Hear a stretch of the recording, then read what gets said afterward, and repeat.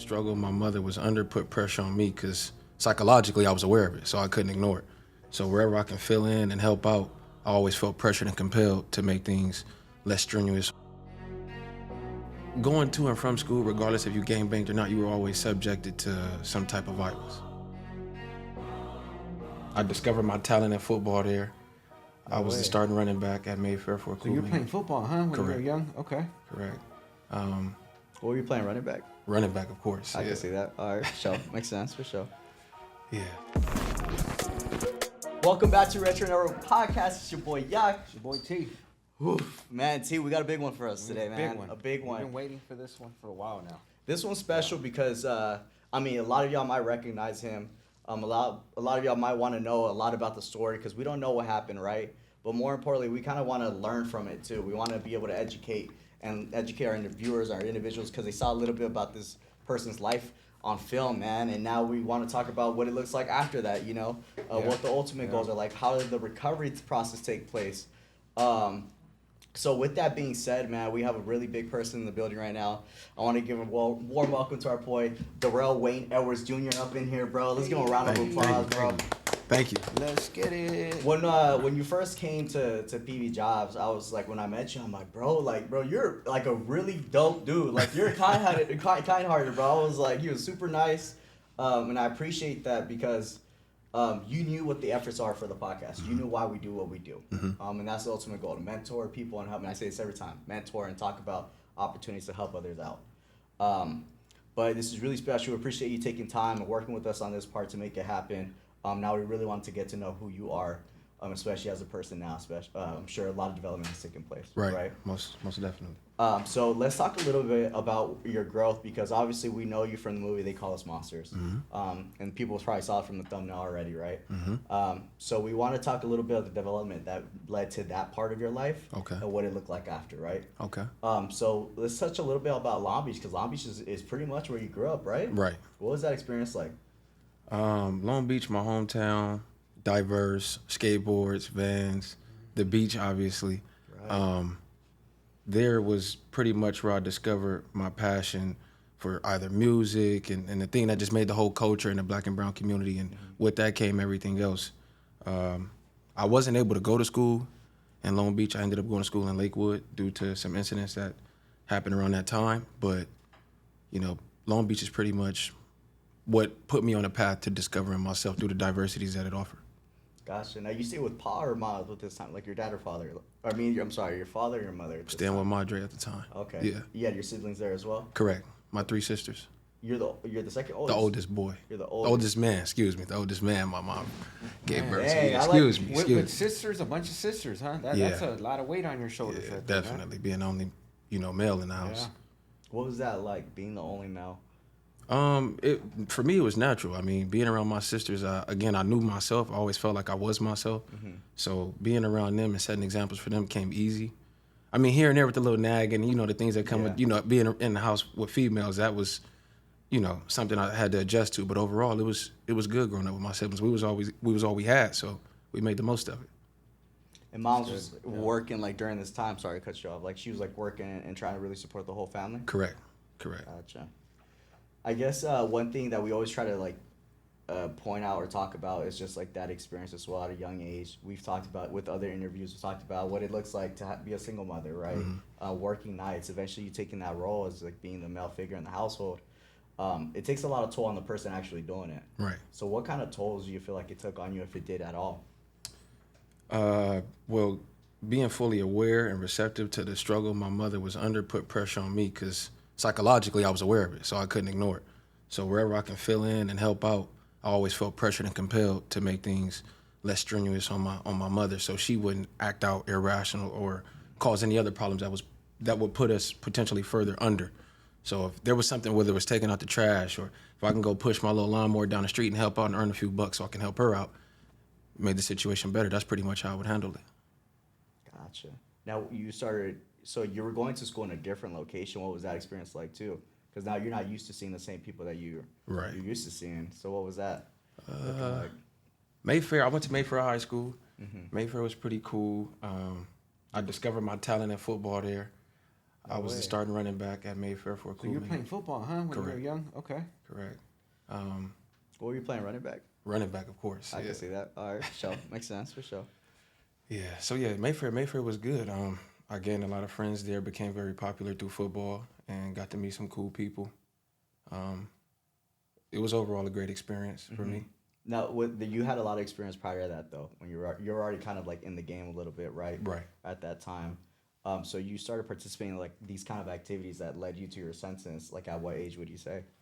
Well, I was exposed to that very early, almost like in a sense born into it. So when I did develop a conscience, that was already right there in front of it. Gotcha. So it wasn't nothing foreign. It actually became fairly normal.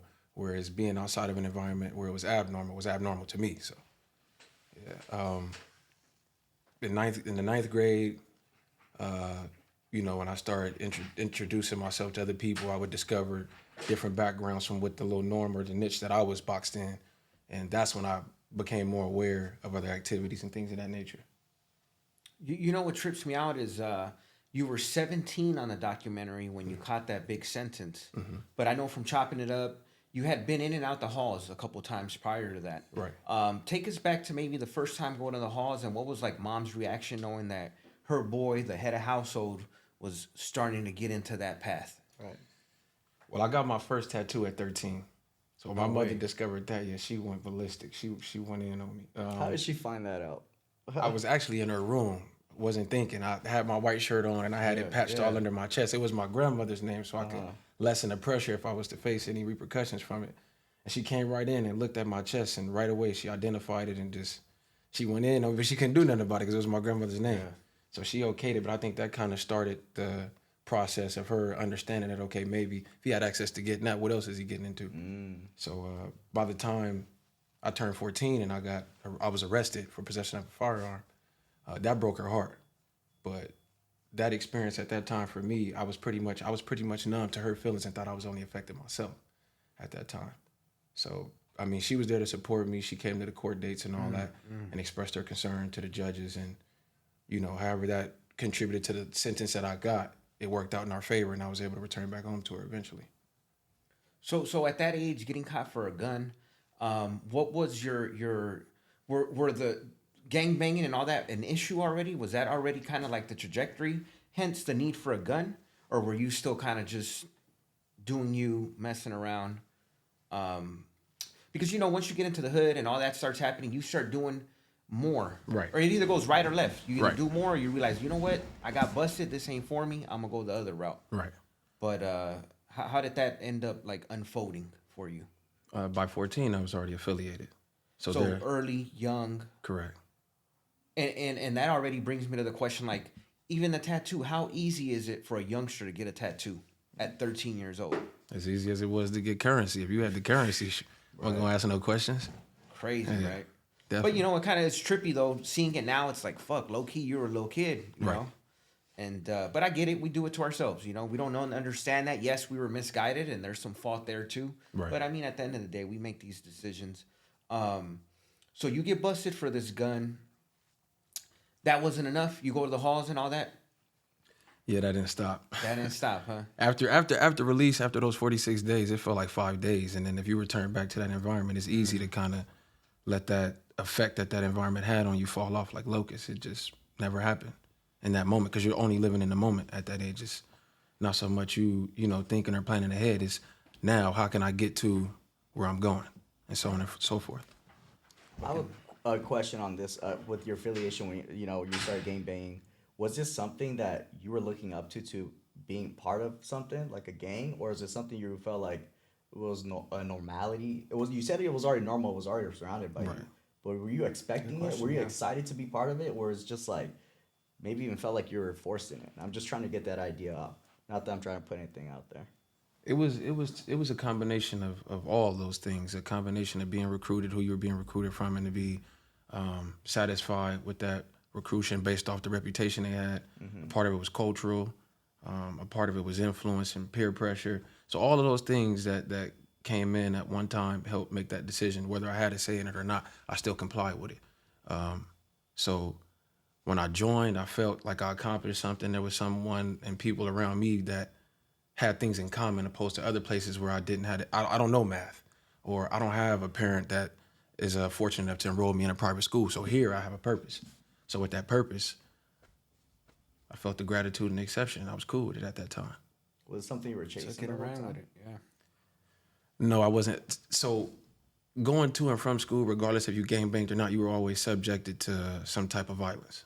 So hanging with the group I hung with, I was cool to not gang bang as long as we held our own. If we didn't support whatever was happening regarding you getting jumped for your kicks, or you had a sidekick. At that time, sidekicks were popping. Yeah. So people were snatching sidekicks. So either we were snatching sidekicks, and I mean by we, meaning the group I was hanging with, whether I was involved or not, or someone was trying to take our sidekick, you program. And if you didn't program, we had to talk about it when we went home. So down the line, it just was like, the conversation came about where you with us, you always hang with us, everybody knows you for hanging with us. At this point, you may as well just go in there and get involved all the way. So at 14, you young, you got the influence around you. You're not really fully receptive to the actions and the decisions you're making at that time. So one thing led to another. So, hey, at that age, just think about like how long a day is. Right, You right. just seem like, God damn, why can't tomorrow come? Why Right. isn't the summer here? It just Right. and when you get a little older, you're like, man, it's the opposite. Exactly. What's going on here? You know what's trippy too? Pops was involved, right? Right. Because he was part of the documentary. I remember the part of it when they were reading the letter, and we'll jump into that too. But what was Pops' his feelings behind this, knowing that his son was headed towards this path? My father's whole perception on my life of crime and being in the streets was, I know you my son, and I know you're going to do it anyway. So rather than trying to sit here and be this parent that's telling you what you shouldn't do and shouldn't do, knowing, being rational, how teenagers going to respond to things when parents or no one's around to supervise anyone, allowed me to educate you on how to do the things you're doing so I don't get a phone call and I lose my son. So I kind of kept it hidden, but it was only really me. I was like basically keeping a secret with myself. My father knew what was going on, and it was really like out of his hands. The best thing he could do was just give me the tools I needed to get through. So that was his stance on the whole thing. Yeah, I know what you mean. If you're already a big boy, you're making decisions, you're going to do what you're going to do. So let me go ahead and bless you with Right. whatever knowledge I can give you Right. to not help you in that pathway, but to just know that you're going to be all right. Right. You know, some people may not understand that, but we're strong characters at those ages. You know, we got strong personalities. It's hard to control young male, you Right. know, with pops or without pops, you know. Right. So you end up getting busted a couple times. None of that ever stopped you. None of that ever said, you know what, you still had sports going on at the same time and all that? Yes, I did. Yeah, none of that was like, man, the girls got the sports and all that. Like, I don't know, you know. And that's, see, it was a lot going on at that time. So the confidence that I was building in different niches that I was caught up in, whether it been the streets, whether it been at home, my role I played at home, when I went to school, being popular, hearing my name over the intercom about how many touchdowns I made, having all that at one time was like a big rush. So it put me on a high. So I didn't really have time, like kind of like in a sense with a celebrity. You going from tour to tour to tour. You don't really have time to get to know yourself or get to connect with people. It's a program, and this is how you perform, and this is what we expect of you. So at that time, I wasn't really able to sit and think about things. People were trying, but I feel like I look at it like this. When people give advice, and even now people will say, I told you, or I told you. It's like building construction, and you building a bridge, and I put a sign up that says it's cool to drive. Because I'm building the bridge didn't make it complete, didn't make it efficient. But you told me to drive on the bridge, and when I drove, I failed. So I feel like a lot of advice was being missed. It was incomplete, and that ultimately misled me in a sense. Got you. Makes sense. Makes a lot of sense. That's a strong point.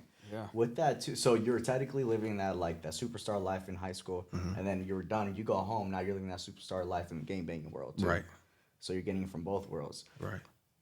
What was time like for you? Because with family, like family time, like what was that like for you? You weren't even doing any of that at that point, right? I'm sure you were too busy. Even your little sisters, nothing. No.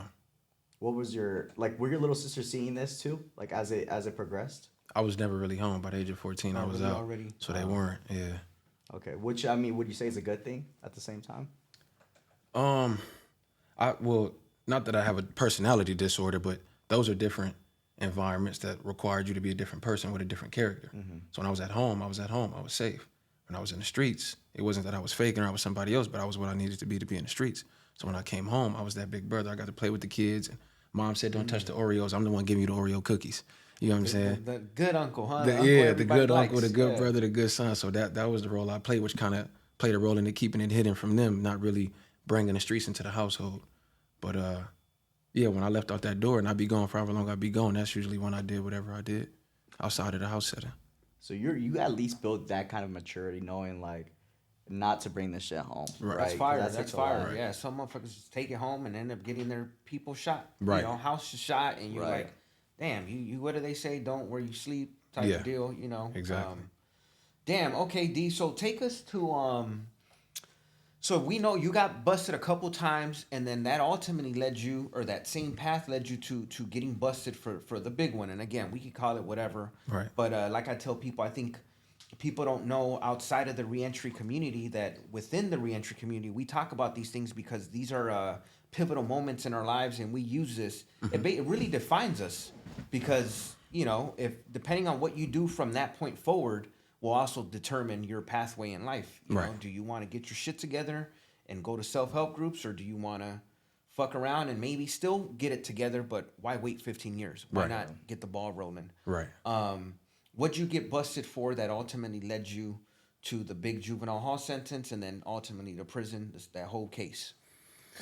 So I was arrested for 664-187, which is the penal code for attempted murder. And that was at the age of 16.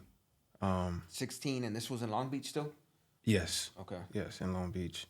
I was I was in Vegas, and I was extradited out here to California. From there, I went to LP. From LP to the compound, which is where they house youth offenders being tried as adults. So from there, I was practically, or technically, according to them, I was an adult, not a minor. And I was sentenced by the age of 18 and sent to prison. Yeah. So just to backtrack a little bit, during this whole time, did your moms or pops know how serious the crime was that you were fighting? Yeah, they knew. Did you tell them, like, hey, you know what? I'm maybe not exactly, but hey, there's something going on. I may have to disappear type of deal, and then end up going to Vegas, or how'd that unfold? They were aware of the circumstances, but I tried to keep them less informed. That way, if they were confronted, I didn't implement them in anything or put them in any predicament. So I tried to handle it on my own, which wasn't a bright idea. Ultimately, it led to what it led to, but I thought I was doing best by them by doing what I was doing, moving how I moved. But they were aware. I mean, like I said, my mom's from Compton, my father's from Compton. I grew up in Long Beach. She moved to Long Beach to try to live a better life, and we were met with other obstacles there when we got there, but they knew what time it was. So when the time came, I mean, she was heartbroken, my father was heartbroken, but the experience and the knowledge he had coming from that background, he had already knew how to handle it in court, which worked in my favor. Crazy, huh? How important that is to understand simply even what a discovery is. Right, You know? right. Having somebody to be able to ask that. So you get extradited from Vegas. How did that whole thing happen? You were a minor and they picked you up on the strip or something, or how did That's that what go I'm thinking. down? Like, I mean, did they fly you over here? Like, this is my first time hearing something like that. I was staying with a friend. I was probably about 10, 15 minutes away from the strip. And the person I was actually staying with turned me in. That's how I got caught. Damn. In Vegas? Turned me in, yep. Turned me in. It was doing bad. I didn't catch on. Like I said, I wasn't paying attention. I wasn't receptive of retaining the information that was provided, the key details and things like that. I was just focused on one thing, and I was trying to stay out of custody. So I was asked to go to the store, and in the process of us going to the store, I started noticing things that didn't sit right. I'm already in a different state, different city. You got that whole gangbang mentality, so I'm being more aware of my surroundings and where I'm going. And through those traits, I discovered this van, and it had these interrogation windows on it. It was a soccer mom van. So I thought that was odd. Like, you don't see that where we from. So I'm like, I'm in Vegas. Maybe this is something that Vegas just do. So I kept walking, and as I was walking, I seen a similar van that looked identical to the van I just seen. So that caught my attention. By the time I put two and two together, the U.S. Marshals was already on me.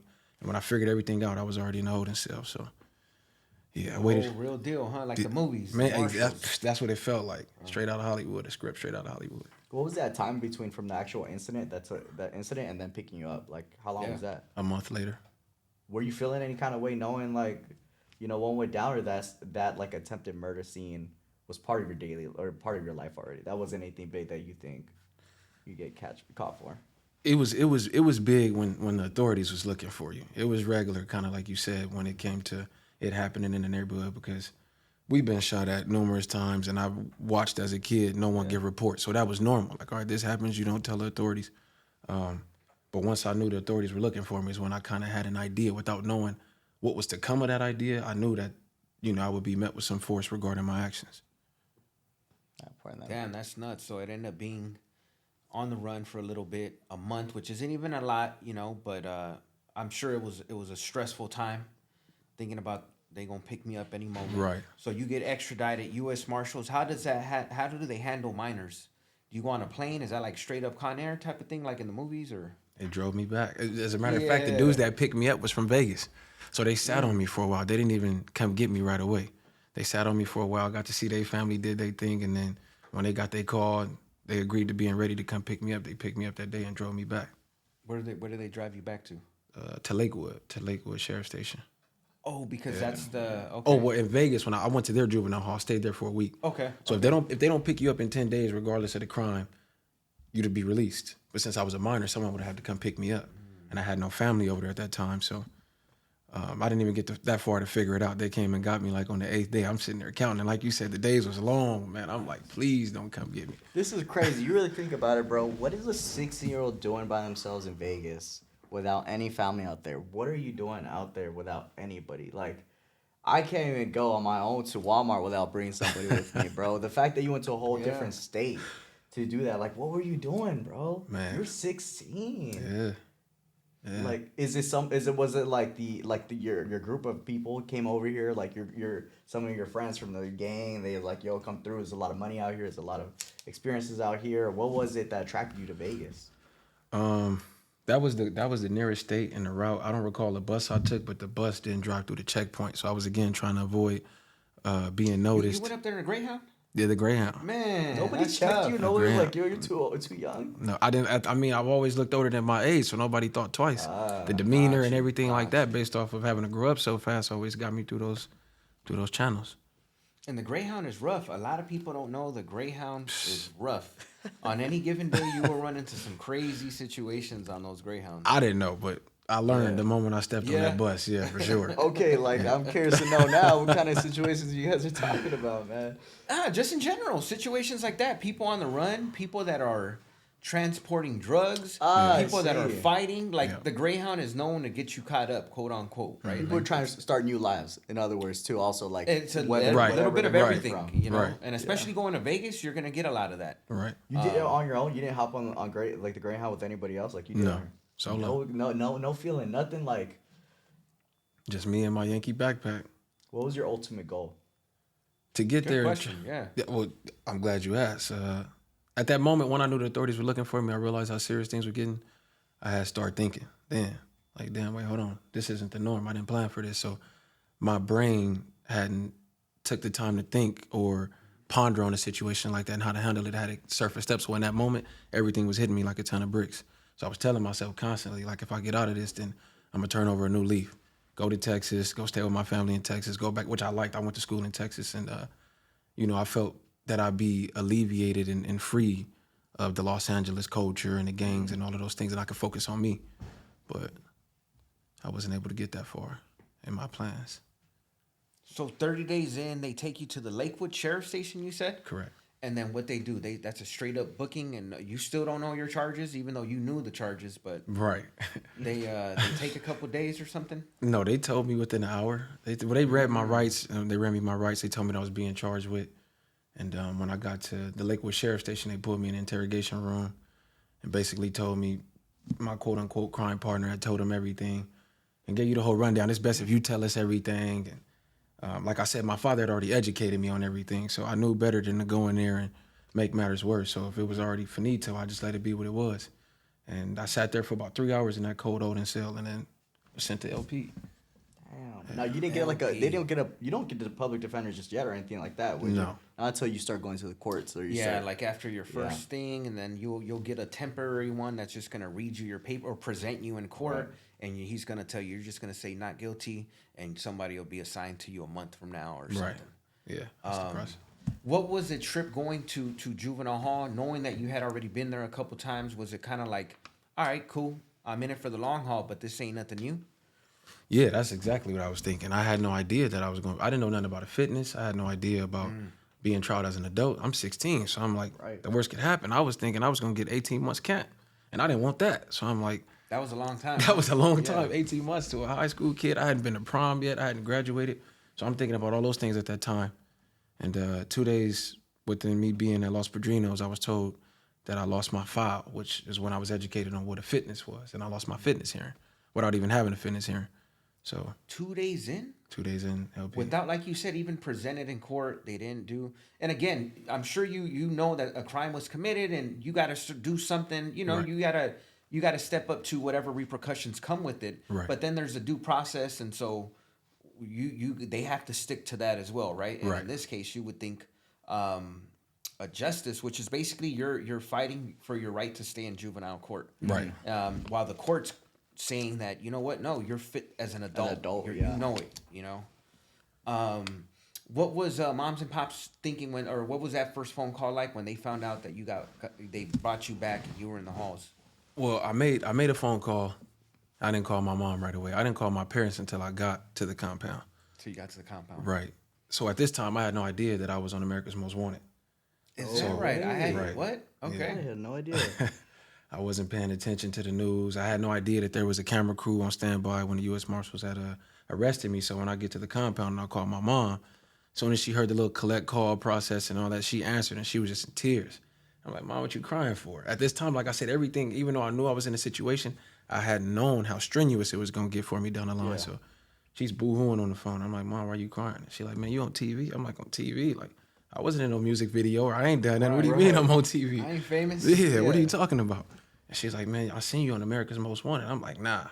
Growing up watching that in the household, you see people on America's Most Wanted. Big, yeah. It's bad. It's pretty Yeah. much, it's over with for you. So I'm like, you sure it was me? She was like, yeah, you was walking down the street smoking a cigarette, brushing your hair. I know your walk, you my son. I'm like, what? And I just went silent on the phone at that time. Like, whoa. So then each time, like I said, I looked up, one thing turned into another, and I started understanding, okay, this is big. Like, damn, what's going to happen? So my mother had told me that, and I called my father, got the same reaction. And everybody else pretty much that I was calling. For whatever reason, that day, everybody was watching America's Most Wanted, and I happened to be on it. So. Oh, wait. What are the chances of that? Yeah. Yeah. Like, how were they portraying you? Wait, you said they had film of you smoke. She saw on TV you were smoking and you were like Right. walking. And what kind Smoking of a video were they cigarette down the seeing? street. Like, That's funny, man. where did they get a video like that? Man, the standby camera crew, I wasn't paying attention with those Greyhounds on me. I was more so focused on not trying to get bit. But I guess the people standing by when it was happening, that's what they were recording, the whole incident. What? So they were watching you the whole way. whole They already time. knew where you Exactly. did it. Oh, that is wild. That is wild. Like, do the camera crews get notified? Like, hey, we're gonna capture a runaway or a most wanted person, Right. And they rush there, and then they don't do it until they're there. Or that brings something like that into question for sure. You know what I mean? Like, I wonder if you became like America's Most Wanted because you left the state. Is that probably what it is, or know. you know where does that put you, like the rankings? Because I'm sure there was a lot of attempted murders, Right. or people that are running from attempted murder. I mean, for you, you're only a month out, Right. and that's when they found you. I'm curious to know kind of what their level is, like, Yeah. what makes you America's Most Wanted. Right. But other what's the than criteria for that? Yeah, right? Actually, you know what? Let's not, because I don't want to highlight that. Right? Let's not highlight that. You don't want to be on that shit. Right, You don't ever right. want to be on No, that. true. You No. should never. No. So now you're hearing this, and then you also just found out, this is at this time, did you also just found out that your fitness was denied, right? You Right. said?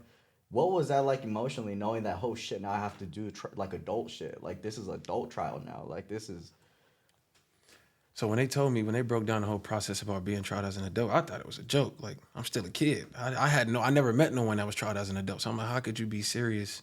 I'm a teenager and you're going to try me as an adult. So once I start discovering, more people coming back from court and I got set into the compound, I'm seeing this dude get 80, this dude get 40. So I'm like, oh, these people really giving us, time as if we were adults. And at that time, like, we were aware of what we were doing. Not to say I was unaware, but in that moment when I made that decision, now where I'm at as an adult, I would have never moved the way I moved at that time. Right. So being treated like a fully comprehensive adult, a fully functioning, mental aware adult was a shock to me.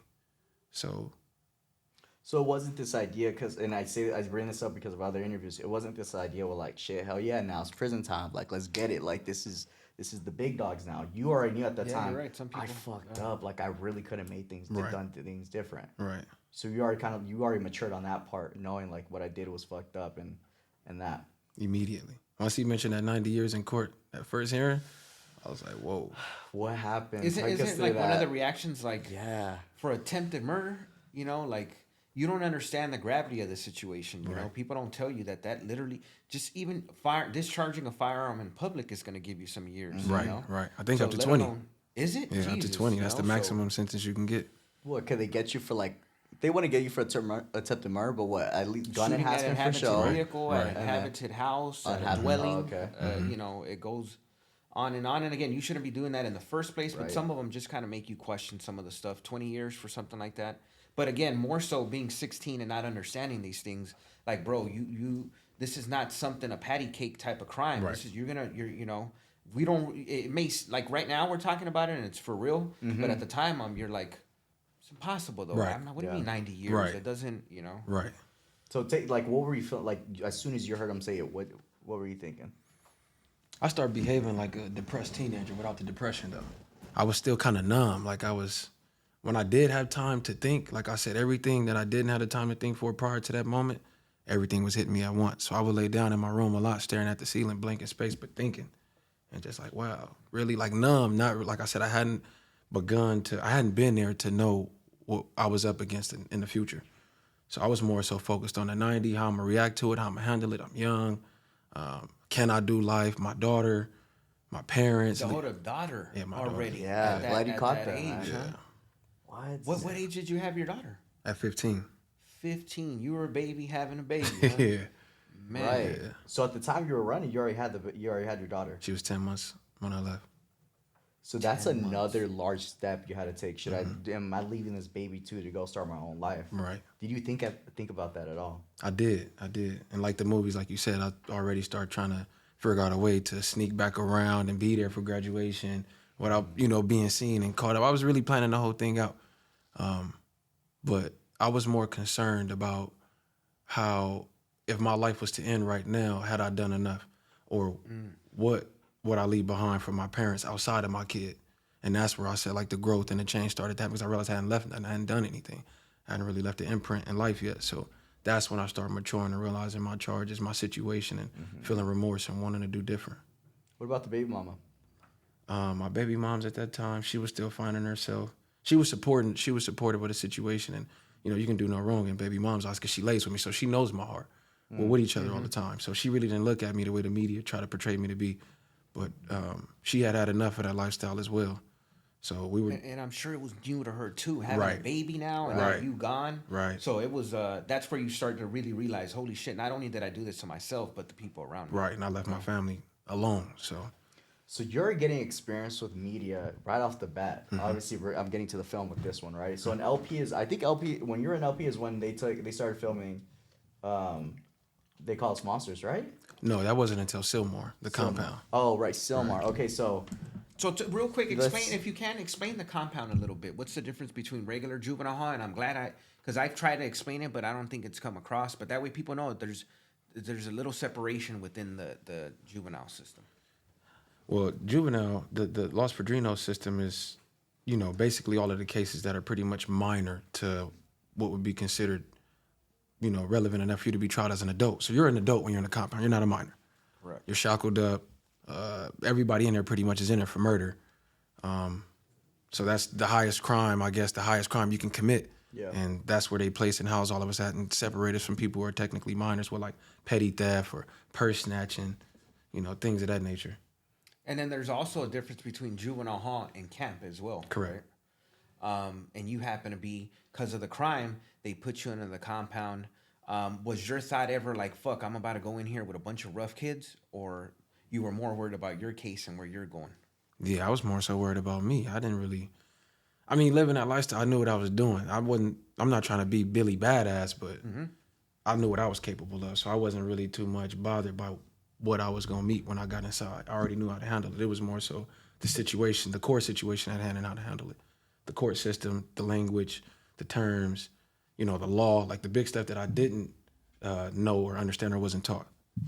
Those were like the big hurdles, Right, not the for other me, stuff. nah. That's amazing that being 16, you're able to decipher what's really important as opposed to bullshit that's going on in there. You're worried about the fucking case. I'm Right. trying to figure out what this jargon they're throwing Right. at me. You know what I mean? Exactly. So you're at Silmar compound, and then when does this movie dude, or does it? That's the way I envision it, or how does this happen? This music Scott director, Budnick, right? It's Scott Budnick. No, wasn't it? Who was it? It was. I don't know. That's what we're gonna find let's out. get to that. Scott Budnick hand selected everyone who was a part of the program. That's That's where what his it role was. comes Yeah, into that play. was his Okay. role. But Ben Lear and Gabriel were actually the film producers over the They Call Us Monsters documentary. So I met them after, like maybe a week prior after Scott had told us, and he had hand selected us. And Gabriel and Ben were cool. I felt like they had good energy, so I was up for it. And then shortly after that, we started like the following week. We started filming. Okay, go Yeah, ahead. no. I was just gonna ask, did they announce it to everybody at the compound, or Scott just immediately knew who he wanted to handpick? He knew right away. He knew right away. I got these guys. I got them in mind. Their Right. names. I'm gonna fire off. Right. Okay. No one knew. It came fast. It didn't prep. We weren't prepped. We weren't Yeah. enlightened on what was going to be talked about or what even the whole core concept of what it was we were doing. Nothing just came out of nowhere. Like, all right, cool, sign the paper, let's go. I'm curious to know where you were at, like right before even Scott saw you. Like, where were you at, like emotionally, and like no, like your situation, like how were you feeling? Where's it? Because a lot of times, I mean, the way I've seen it, a lot of kids that are going into juvenile casting, or people they know they're about to get sentenced for adult sentences. Right. They start off their sentence more excited or more like energetic about what's going on and like what's taking place, instead of already being like, fuck, I fucked up, nothing like that. They're like, hell yeah, I gotta get my shit ready. I gotta be ready when I go You're into right. this adult Sometimes system. just it All depends. this, a lot of energy is going through them. Mm-hmm. And I asked this because I didn't catch a lot of energy from you during the movie. I asked this, you're a very like serious dude, obviously because you had Jared, and that was like Jared was laughing a lot. Mm-hmm. I feel like the other youngsters, the Hispanics, they were already still like serious. They knew kind of what was going on. Right. But you seemed like you knew what was going on right off the bat. Right. So what was that like before they even came to you? Like, were you already kind of like grieving, like, or like what's the word? Grieving about like your time and what your situation was? Yeah, there was a lot of emotions at that time. I was agitated, frustrated, humbled. I definitely was humbled. It was a very fast maturing situation for me. So in that moment, and like you said, you picked up that energy, but I was reading and watching myself on screen. I was upset throughout that whole time we were filming. I was upset. And I can't tell, like I couldn't recall how I was able to conceal my frustration filming and the things we were filming about that I wasn't really interested in at that time because I was consumed by those thoughts. So So what led you to say yes to the video then, or like to the film? because it was Scott, I trusted Scott. I trusted Scott, dealing with Scott a lot. I had known Gabriel and them, so I trusted that if you pointed me in this direction, they must be something of like you. If they're in your circle, so I was okay with it. How did Scott pitch it to you? Like, was it like, yo, this is for like, not for your game, but for the game of the outsiders, the viewers, like what we're trying to represent, like show? They didn't. They didn't tell us at all. We had no idea. So what did Scott tell you when it came to you then? He asked me if I wanted to be on film and if I wanted to be a part of a documentary that he had some friends that were filming and producing. And I said, yeah, cool. I didn't even know it was going to be right then and there. I didn't know if it was in prison or I had no idea. So we signed a consent form. My father signed whatever he signed. And then from there, we went on with the documentary. Wow. So now they start a week later.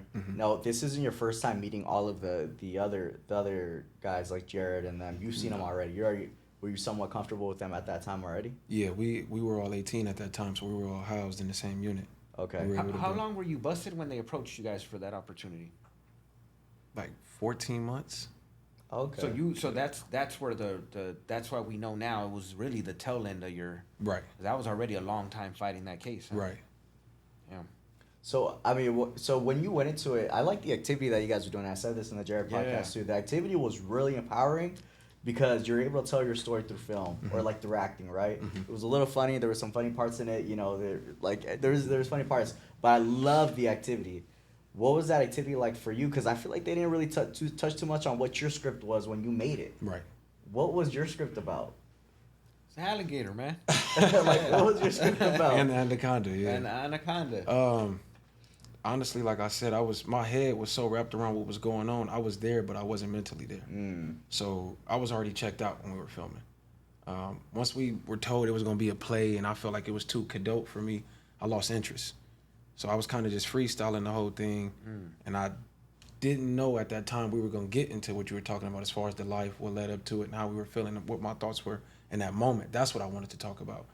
So me and the lack of patience I had for that film is why I wasn't able to continue to film. I asked to go to prison. After I was already sentenced at that time.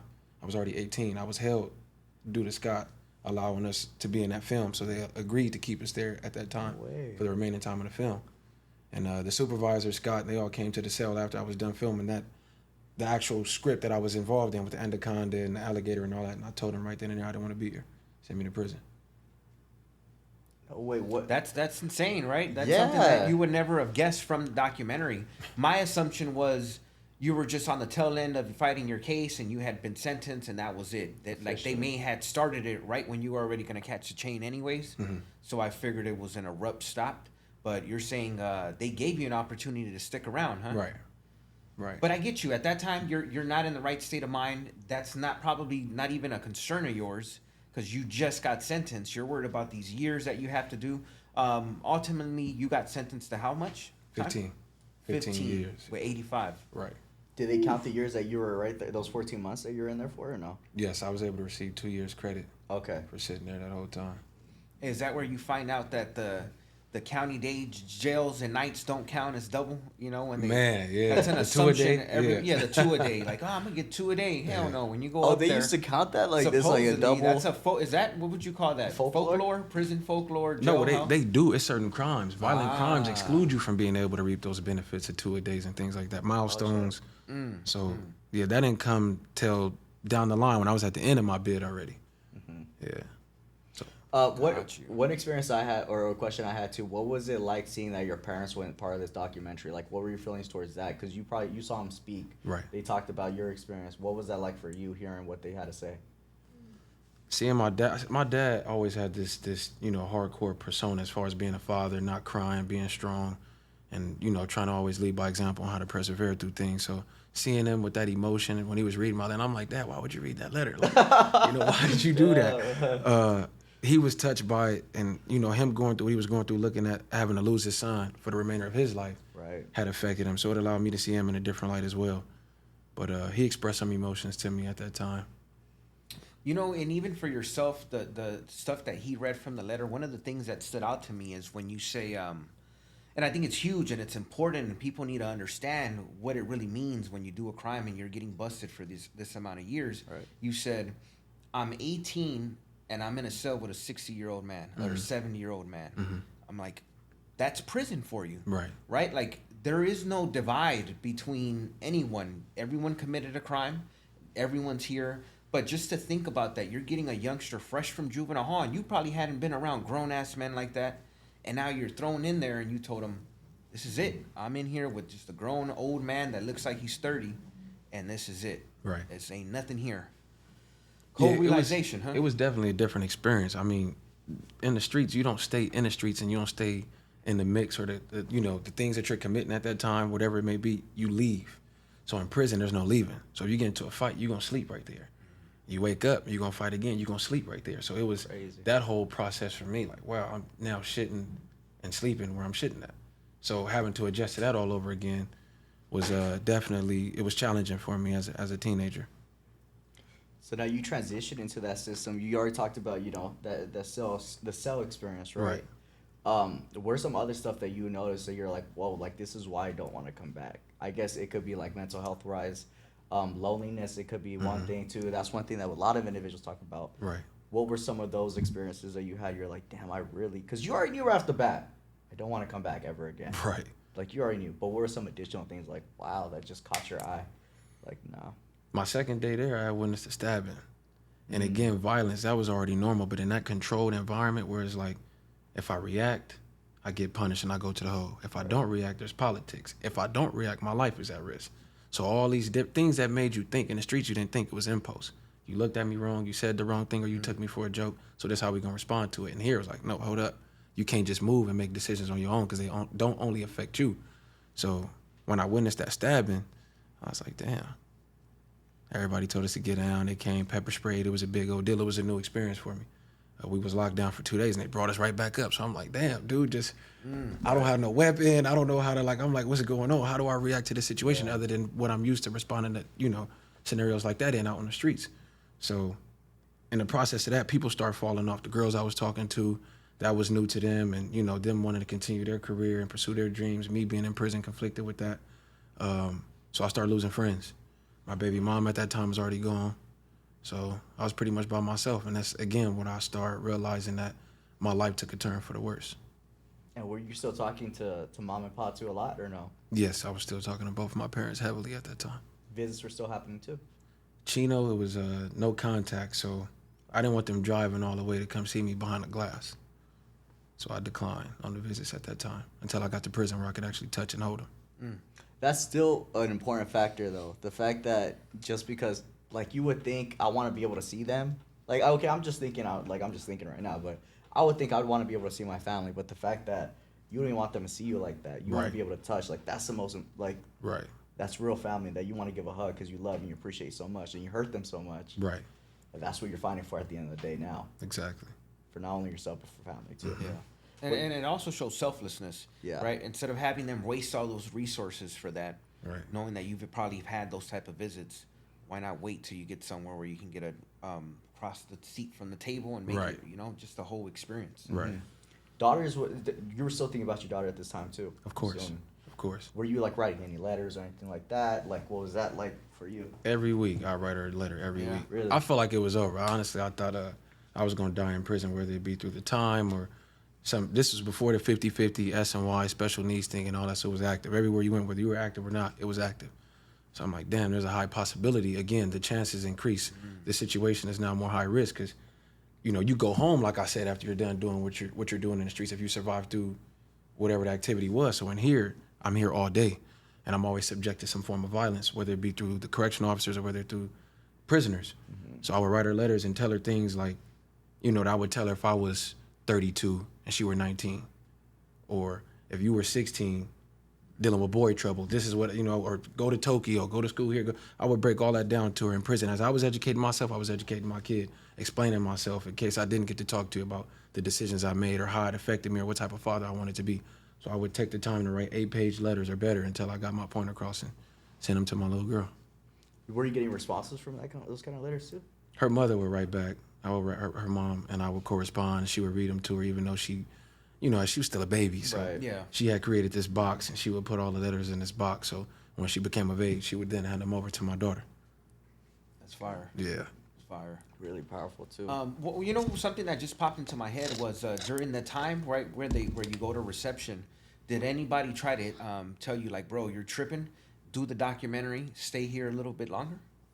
No, it was over with. Once I got to reception, that was a wrap. No, but I'm saying right before, like when you said, you know what, I'm cool, just send me upstate, and no one tried to like, Nope. Come on, D, you ain't, just give it a second, you got some time to go upstate, nah. Nah, Sanders at the time was the supervisor, so he spoke to us on a daily basis. So he pretty much knew my character. When I told him I was done, I didn't want to do it. It wasn't like the kid said he didn't want to do it. Didn't have to talk about. I'm gonna send you. I got to eat my last one little good juvenile hall meal, and I was on my way. Like 72 hours later. Shit, that was fast. That means they were waiting for you to catch the damn train, huh? Definitely. Where'd you say you land for reception? Chino. Chino, and then Yeah. what's the first prison that you landed? Ironwood. Ironwood, which Oh, no is way. a pretty good prison Right. as far as even at that time, Right. having maybe the beginning of programs at that time. This had Right. to have been what, 09, 010, 2010, 11? 2013. 2013. Right. So they had programs there. It was a proactive yard. They had a bunch of good stuff going on at that point, or no? They had programs. They sold the whole dream about it, being a college yard. No, I thought I was gonna go to a yard where I was around people like me who wanted to make a difference. That's how I picture Right. it, yeah. When I got there, that was not the case. Really? It was not the case. Why? Like, when did you find that out? Immediately, as soon as you hit the yard, the tension, the structure, the segregation, everything came in all at once, and that's when I realized, like, well, it's a level 3 yard, but it was ran like a level 4 prison. So again, that energy that was there was felt, and I was receptive to it. So I knew at that time what time it was. Wait, so the energy you talk about, is that the energy like the prison itself, or the people that are inside the prison with you, like those incarcerated? That's the energy you feel. Both, yeah. The Oh, I prison think itself it's the and the prisoners that make the culture in there. Yeah. So depending on where you're at, if everyone's like-minded and it's for the negative, it's going to be a negative scenario, right? Right. But if you got people that are progressive and they want dudes to go to school, especially some. They may, if you're young, they'll tell you got to go to school if you're young. Right. You don't have a high school diploma, you're gonna get your ass to school. Mandatory. And those kind of tend to be where you blossom a little bit more. Yeah. Get the more self help, you better yourself. It's wild because our experiences, when people talk about Ironwood, not only Jared but other people that we've had on the podcast, it's just more like great positive things. Like, oh yeah, the program there is great. Everybody's always looking out for each other, making sure that you do better. Like if you don't go to programming, you're fucking up. That's considered you fucking up if you're not doing a class or this and that. But it's interesting to hear that your experience was different. How long were you at Ironwood? Like your whole? No, I only stayed there 18 months. Okay. Stayed there 18 months. And then from there you went to Wasco. How'd that happen? Was that a transfer? Your points dropped or something? I was there for the college program.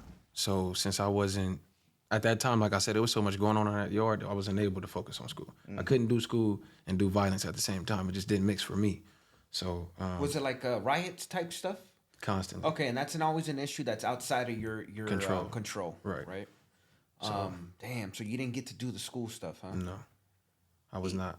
18 months in, what was it? Just slam down, in and out. Yeah, you were locked down. Like I said, they ran it like a level 4. So you were in your cell probably like 21 hours. If you didn't have any groups, if it wasn't yard, groups, or a visit or medical, you were in your cell. And if you were smart and you did have the opportunity to be out, you were in your cell because you were subjected to something happening and you getting caught up and having to write a letter explaining why I caught more time, or someone calling your parents telling them, hey, he's been airlifted because he was at the wrong place at the wrong time. So it was a constant stressor. I couldn't worry about calculus, algebra, geometry, and I got to go get some water, and I got to worry about dude missing a broom, and that would be an issue with me and my people as a whole because you're missing a broom. So it was conflicting for me.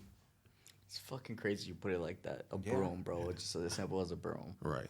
Like the shit we take advantage of. Or we don't take advantage of now. A broom, like, you know what I mean? But a bucket even. The laundry bucket. Yeah. The laundry bucket. God, what? Low key, I even get mad when I'm in the garage and I see my shit's gone. I get pissed off. I'm like, yo, my sisters really used to put their clothes in there and took that shit with them to their room. Yeah. So now you went to where you say to Wasco. Mm-hmm. Now this is, I'm assuming it's a different transition for you. It looks a little different for sure from Ironwood.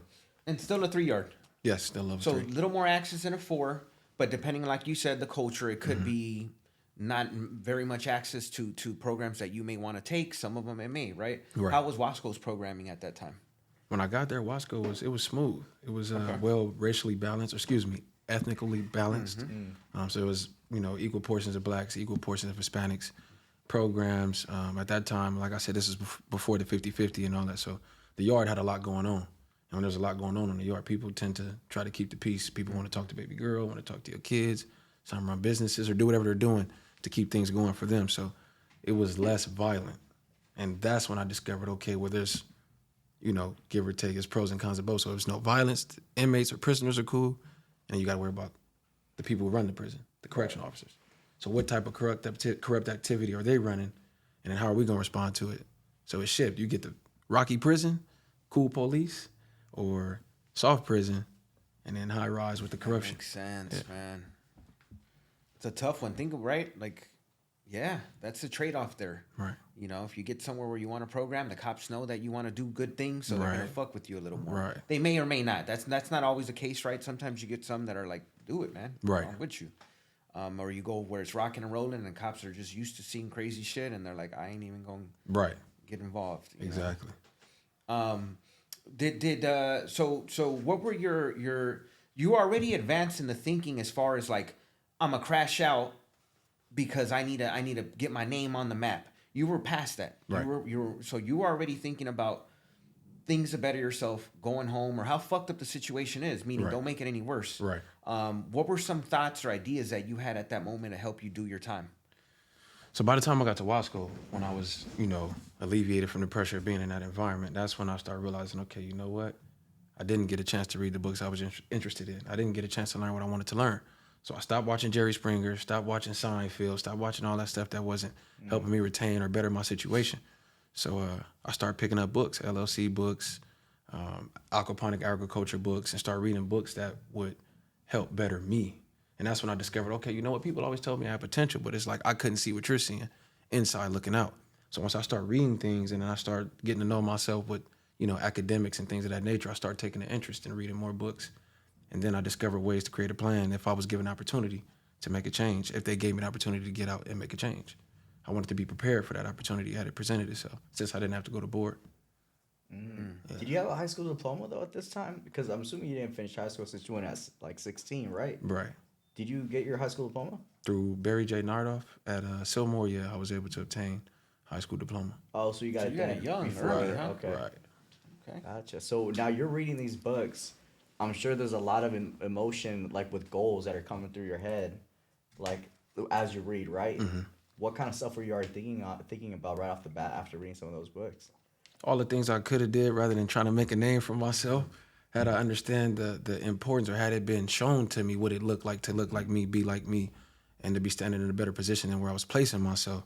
Felt like it was backwards. It was in reverse. So what I was doing there was kind of what I should have been doing prior to, but due to the fact that I was incompetent and unaware of those things, I was now feeling like I had discovered the goal when it was far too late. Like it could have amounted to much had I been able to have an outlet to get it out. But had I been placed somewhere where I can, like I said, for the school at Ironwood, if I was able to actually go to school, get a college degree, and then start earning other things, and I would have been able to make use of it, rather than sitting at Wasco where it wasn't much programs and it wasn't much for me to do or kind of showcase the things I learned and gained. It was just all self-taught. It was self-value as I was gaining that knowledge. I think that's builds so much of your character, who you are, when you take it upon yourself to do these things. You know, you adhere to your schedule. You said, I'm gonna read this book on democracy at 8 when I Right. get back, meaning no oversight, nobody's telling me to do it. Right. That's something that I am going to do. It's my program. It builds the hell out of that character, you know. At this point, did you happen by chance to see anybody you were in the documentary with? I ran into Jared when we were at Ironwood. Oh, you did run into Jared At while you Ironwood. guys were up there, huh? Yeah. How was that interaction? Was it, now that things are different, you guys are upstate, you were right, what was the whole? Ironwood, I mean, as we call it, I've been off the porch early. A part of like my soul and it coming from wherever else, wherever I brought it from or inherited it from. People always told me I had an old soul. So when it came to, like I said, portraying to be something I wasn't, that was never really my character. And I learned through that, knowing myself. This is why I didn't get along with a lot of people. Being too authentic, where you're taught to fake it till you make it, I didn't agree with that. So I was myself. And in juvenile hall, a lot of people weren't. They were kind of like in that mindset where I'm going to the big house, so I need to prepare. I need to be tough. The things I didn't do on the streets, let me try to do them here, so I'll be accustomed to it when I get there. Whereas me, I'm like, that's submissive, man. Like, I'm already about that. I need to figure this out. So going to prison and then seeing people who weren't in that mature mind state, they were humble. And there was different characters than what you were shown in juvenile hall or prior to what I known. So when I seen Jared, he was a lot more calmer. He was more so, open to bettering his life and educating himself on how to get out. Whereas me, I was already there. So it was like we were now able to connect on a different level because we were on the same page at that time. Real quick, and I'm sorry to kind of backtrack. Were you getting any kind of love from the documentary, like when it was released? Randomly, I started getting all types of fan mail about, my whereabouts and how people wanted to know what happened to me or why I didn't continue, things of that nature. Or their thoughts, their kids, they watched it, and, people from Canada would tell me, like, I'm happy that my kid didn't grow up in LA, or I'm happy that my kids were from. It's a tragedy what happened to you guys, but through you, I was able to gain some type of insight and comfort knowing that my kid has it better, or I'm where I'm at as a parent and raising my children. So. Oh shit! So That's fucking nuts. And if I'm not mistaken, Jared said they dropped like 2 years later or a year and a half later or something like that. No, the documentary. So like you didn't really know immediately, right? It was all of a sudden where people were like documentary. Right. How many years in did you have at that point? Did you damn near forget about the documentary? I did. Once I was done with it, I didn't even know I was still going to be continued or added on into the film. So staff would come and, hey, you that kid that was in that documentary? I'm like, documentary? What are you talking about? And they're like, yeah, he's that kid. I'm like, I had no idea. So I started calling home, and friends from high school were watching it, just like the whole America's Most Wanted thing. So I was hearing it through them people. And then my father actually was in contact with Gabriel and Ben. I hadn't known because I wasn't calling my dad at that time because I was more so focused on how to, get through my time. But he had the film, he had recorded it. And when I did catch up with my father, I was able to be enlightened and brought up to speed on what it looked like through him. What do you say? This documentary's everywhere, bro. People are loving it. Everyone's watched it. It's doing its numbers. It's making people feel these like poignant feelings, Right. you know, because it was deep, Right. you know. Yeah, I just trip out on that. Like, I'm assuming it had to have been like night and day, where just one day you wake up and everyone's like, "Hey, you're the dude from the documentary." Right. I'm getting this vibe, and I want to ask because it's the vibe I'm getting, and I don't want to hold it back. Like, are you happy you did the documentary, or are you more like, I should have not done it from the start? I'm happy that I got to experience what I got to experience. I'm not happy that I was impatient and I moved fast, although I learned a lesson from that moving ahead of my time. I do feel like the thing that I would be upset about is not being able to take it on the journey. I felt we should have been allowed to take it on to kind of get more, of the raw and uncut things conveyed to the public so people wouldn't be caught up in the situation I was in. I'm in this cave. I'm in this evil cocoon. I want to bring awareness so no one else comes to visit. I wasn't, big on the whole misery loves company thing. No, you stay out there and let me, if I got to be the sacrifice, I don't want nobody else like me to be caught up in this situation. So I was ultimately grateful for it, but I felt like it could have been better.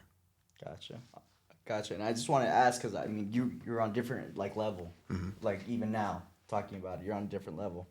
So now let's go back to you doing your time. Did you start doing any kind of like groups or anything like that during when you were incarcerated, like any, anger management groups or anything like that to better yourself? Yes, I enrolled in every self-help group that they had available. AVP, Anger Management, Criminal Gangs Anonymous, anything that would have got me a week or two or a month off my sentence, I was taking it. What were those experiences like? I mean, at that time, I don't know what happened to those individuals, but there were some pretty critical thinkers. So I was learning and they were learning, we were learning from each other, and we would have this cold think tank when we had those groups. So there was a lot of knowledge and a lot of things that were shared in there. I was able to learn from the different cultures, backgrounds and things like that I felt played a good role. And ultimately the supervisors that sat in there as well, the sponsors, they were, amazed by the things that were being discussed in those groups. Did you have like a mentor that you looked up to, like at any point that kind of kept you in your lane? I had like-minded people. We carried each other, but no mentors. I mean, my father pretty much was always my mentor. And outside of my father, I would listen to my music. That was pretty much where I found myself in the form of like, okay, I agree with that. You wrote that line. You just now wrote that line. I had already been thinking that 2 years prior. So keep going this way. This, let me know I was headed in the right direction. But I pretty much, because being in my own lane, I had to figure it out. I had no one else to turn to or look to because I was always so different in a sense of being in that moment, but being understanding of what it meant to be in that moment and extracting what was to be extracted from that moment. What kind of music were you getting into? I took a liking to heavy metal in prison. No I actually way. took a liking to heavy metal. Yeah, That's nuts, really. I did. Oh, It was therapeutic. It was therapeutic listening to that in that environment. Certain things when I listened to the lyrics and what they were saying, it was actually talking about the government and politics and things of that nature. So I liked it. But when it came time to write a letter or, something that I was challenged with, I would always resort to like hip hop. Oh shit! I thought you were gonna say something like Beethoven or like Nah, Taylor Swift or something. But like, Yeah, rock, why not? Huh? right. Yeah, that's a trip, and that's one of the pluses out of that place, right? I tell people if you're gonna be there, you might as well learn something. Right. The culture, you even run into natives, Right. real Native Americans that tell their stories, and you hear them out, and you're like, I live on a reservation. When you hear alcoholism, it's a real thing on reservations. You hear all these dudes' stories, substance abuse, to different walks of life, even Asian folks. Right. Even if you may not interact with them out here and there, you're gonna be exposed to that. Right. Islander culture. You're gonna know these things. After Wasco, where'd you end up going, and where did you feel after Wasco you were at in your growth? Were you where you wanted to be? What was that like? When it came, when I was sentenced, I was already ready. When it came time to be, rid of the whole criminal thinking and going back to that lifestyle, I was already done with that. But when I was able to give back, as far as coming back with what I learned and making a difference, I want to say that was probably like my third year at Wasco. So at that time, I had been incarcerated going on like 6 years or 7 years. I already felt like a fish that grew too big for the tank I was in. And being contained in there was building up more agitation because there was nothing more to offer. Everything I was doing was kind of just like, adding to where there didn't need to be added anymore. It was time to apply. So I left Wasco, went from Wasco to fire camp, and was not satisfied with that. I'm climbing these mountains and, busting my knees and hurting my back carrying this 40-pound backpack, but I got all this knowledge up here that I can't apply on this mountain. So again, I found myself met with the same thing. being in fire camp, being where I didn't need it. I didn't need to be in fire camp. I needed to be somewhere where I can give back and make a difference for people.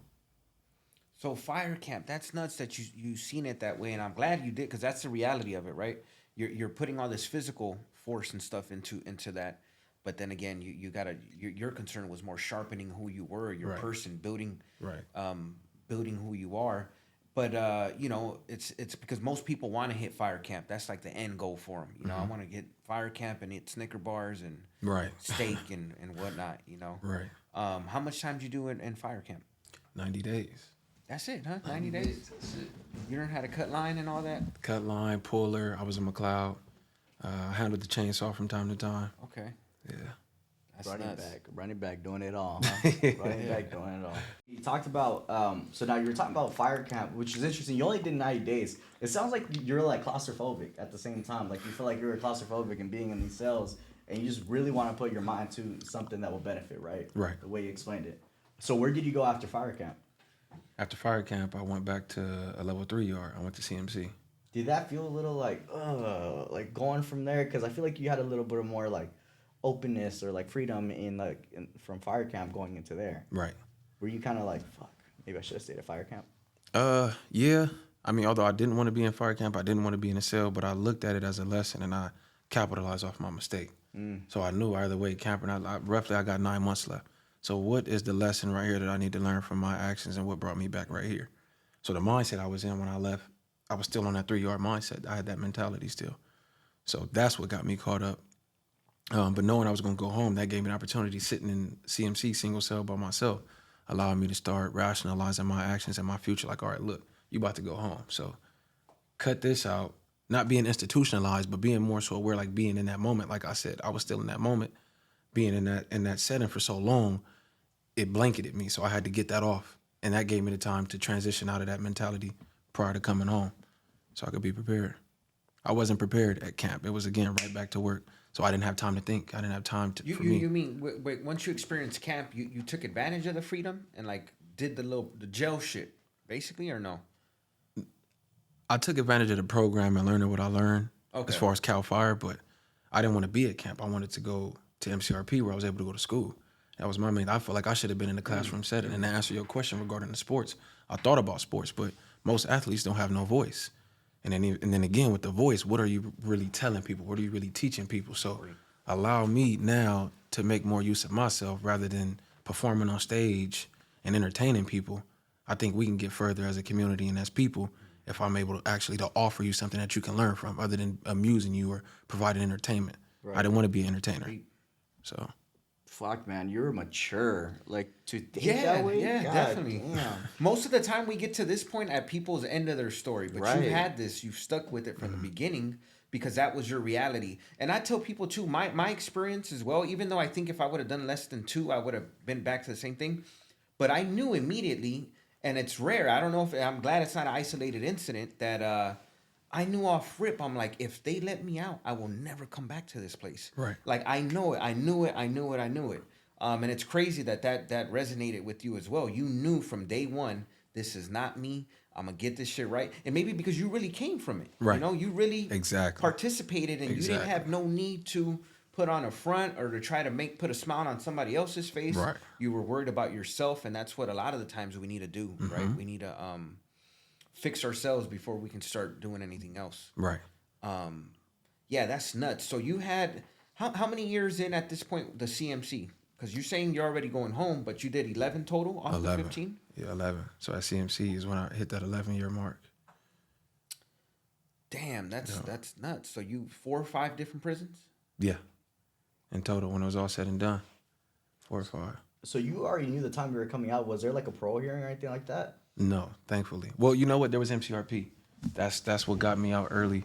They actually tried to take that from me. So I had to educate myself going to that committee board so I can advocate for myself and not be manipulated out of that position because I needed it. And that's what I wanted. And I, again, like I said, through the past mistakes I made, I didn't want to go in there unprepared and I allowed the same thing to reoccur. So I took the time, read the Title 15, read the 2234 form, and watched CNN, learned the lingo, learned the demeanor. I learned everything from watching CNN, not Jerry Springer, and nothing I was going to learn anything from. So when I went before that committee board, I was able to sit in that panel and fight for myself like an attorney.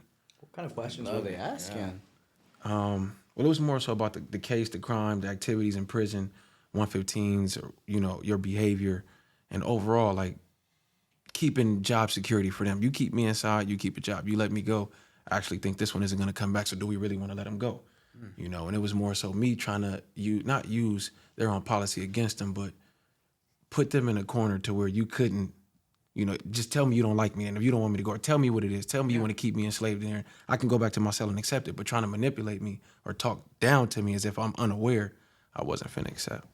I love that, man. Like, you basically put yourself in a position where they can't fool you. Right. You know, I'm gonna talk your talk, and let's go ahead and get this out the way. Right. However way the outcome, you know, either you're whatever you learn, whatever you have, and whatever I learn. If, you know. Let's go at it. Yeah, man. That's huge. That's huge to be that stage at your prison sentence and already, again, really using the tools that you were able to accumulate during your whole time. Right.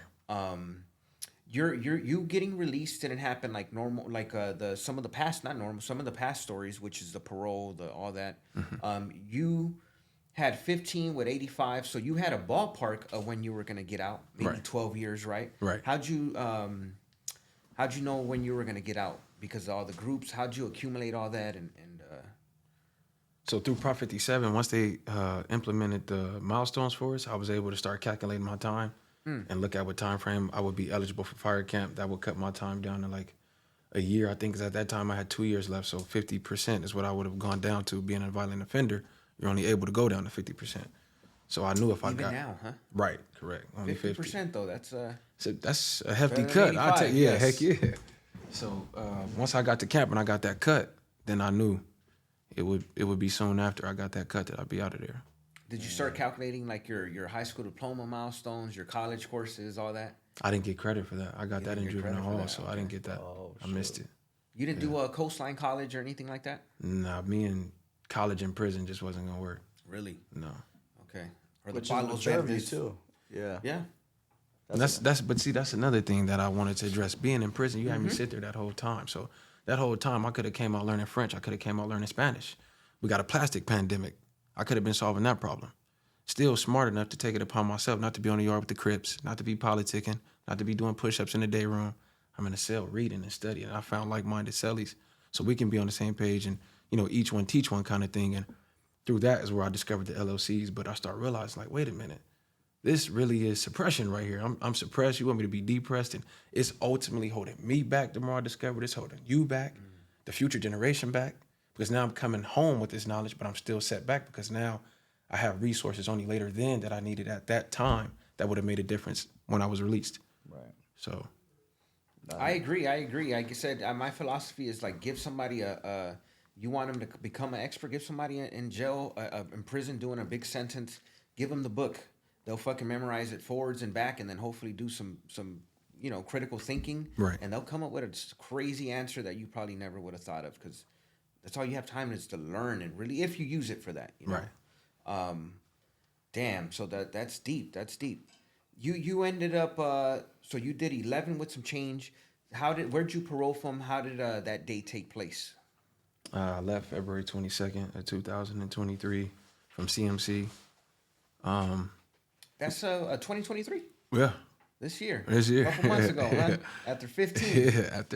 Yeah. 11. Man, that's nuts. It still didn't hit me. This sergeant came, he asked me my name, he asked me where I was paroling to, and I'm like, paroling? He like, man, do I got the right dude? I got the right cell? Like, I was in a holding cell. And he like, man, I'm finna send you back to the yard. I thought I had the wrong dude. I'm asking you again, where you paroling to? I'm still processing, because I still have my mindset on the long haul. So I'm like, man, they really giving it to me. I'm getting all the way to the door, like, man, they gonna change their mind. They gonna find some way to hinder my success. So they pulled up the van and cuffed me up. And I'm like, wow, okay, they really finna transport me up out of here.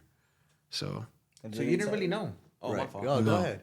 Yeah, that you didn't really know the exact date. No. Okay. it was a waiting process, a long waiting process. Did you get a chance to give anything away or get all that stuff situated? Like what's going where? The moment I found out I had downsized, I gave everything away. You're done here. Once I found out, yeah. That's nuts. You knew where you were going from there, though, or is it still a surprise for you? It was a better place than where I was at, so I didn't care. I wasn't take me wherever it is that's outside of here. I was more than willing. So the MCRP thing didn't get worked out. You still didn't know if they had approved your MCRP? Yeah, it was still a waiting process. You could have. Some people had to reapply. Some people's files, quote unquote, got lost. So it was still kind of in the air. It wasn't a certain thing. I get you. Okay, so that's where you saying like, when they ask you where you paroling to, you're like, it's me. I don't Yeah. know. I didn't even know I was a. Yeah. That's amazing. So they granted you your MCRP, and you ended up coming home, even though it's not home, but it's technically, you're in the street. And like you said, it's better than being in there. Right. Man, so tell us a little bit about that, man. Your first days, 11 in, you out, you've been doing some things. Right. Talk to us a little bit about that. Strangely, man, when I stepped out, I remember, in between times being incarcerated as a teenager, I would come out and the world would be different. They painted this house, this girl moved on the block, this family doesn't live here no more. So you see all of that stuff. In prison, like I said, I started transitioning my mind. I never was incarcerated mentally. So only physically I was incarcerated. So when I came home, everything, for the most part, how I anticipated it to be is pretty much what it was, besides, mental health and the homeless crisis we got going on right now. But other than that, it wasn't like, and that was a shock to me. I felt like I was well prepared or overly prepared, if safe to say. So I just came home again, tunnel vision. All right, now I'm here. Let me do this. Can I go to school? Can I work? Can I start Flash from The Incredibles? Let's go. I'm ready. Now that you gave me an opportunity, give me the baton and let me go. I was ready. I love it. It's better than being stagnant. That's for sure. You know what I mean? Most definitely. So now, technically what we're talking about is now, right? Mm-hmm. That's what we're talking about now. So what goals do you have going on now that you want to accomplish? I mean, you've already made little little milestones. Man. You got your ID, you got your social, you faced up. Right. You did your thing. So what are your next steps now, for yourself? Right now, I'm currently enrolled in school for my business degree, business administration. Nice. So I would like to start my own business, form my own LLC. Again, help with the pandemic, the plastic pandemic, farm organic fish and start distributing them to major companies. So aquaponic agriculture is what that revolves around. And education, being sent to prison so young, needing education and not needing prison, potentially things that would make matters worse and not really aid to help in the situation. I felt like at least starting in LA County, where I'm from, being able to sit down at the time with Betsy DeVoe, she's no longer the Secretary of Education. So now it's Miguel Cardona, if I got his name correct, last name correct. So some way, somehow, trying to figure out how to get the metric system built up, showcase, the change in education and the change in whatever program down the line I'd be able to implement, and speaking to him and making a drastic change in LA County as a whole on what's being taught in school. So like, for example, we call black people Africans, but ultimately the original name of Africa is Akibulan. I didn't know that till I went to prison. Egypt is in Africa. I didn't know that until I went to prison. So there's all this other stuff that I was interested in that was important that I didn't discover until I was in prison. So we had the opportunity to say, hey, you know what? Look, I want to go to that class over there. They're doing ceramics. I want to go over here. They're doing music. Or I want to go, whatever. Allow us to really invest into the future and give people more opportunity to educate themselves, and then the community benefiting from it all as a whole, opposed to sending me to prison and making someone else's pockets fat. So that's more so my goal now. Cutting back on prison reform, decreasing the numbers and population in prison, and bringing more awareness about the mission that's been being neglected this whole time. That's huge. Tight. That's huge. Yeah. You're doing more than just mentoring, but you really want to be able to give back too. Not to the people, just to the people, but to the world too. Shit. Right. Exactly. The environment. Exactly. 2 birds, 1 stone, man. That part. 2 birds, 1 stone. So, with that too, I'm curious to know, real quick, have you heard of DeFi Ventures? No. Okay, so we definitely we got a connection for you. So for y'all, if y'all watching this, y'all have already seen it drop a while ago. Our boy Quan. So what he does is they help people who are currently incarcerated with teaching them entrepreneurship, and when they come out, or they even do like a Shark Tank pitch to like big investors. So let's say your big idea, they love it, it qualifies, they nominate you, then you get to be in front of a group of people who will be able to invest in your business. Okay. Like you're with a mentor from that industry exactly. as well. Yeah, I'm open for that. That's cool. Yeah, so I'm gonna connect you with that. That's tight. But see, the thing is, it's because you have this vision. You have you're passionate about it, and that's what people need to find. To be honest, who knows? I think I found my passion. I found my passion now, but you never know once you go down the road. But at least have some kind of goals to reach, right? At least have something, so you don't set yourself back and just start losing yourself. Right. That's what I would say. So with that too, you now you're doing that. What about family wise, like your daughter and stuff That's like what that? popped into my head. Is Yeah. like, have you been able to get that relationship going, get back going? People don't know. It takes a little while Right. to get it going, you know? Well, I haven't. I want to gather the family together, and again, it starts there. It starts with the family. So, bringing everybody back together. Whatever ties were severed while I was gone. I lost my father before I came home. He was actually murdered in 2017. Oh my God, So I'm sorry. To I hear haven't that, even bro. been to I his had no gravesite. idea. Yeah.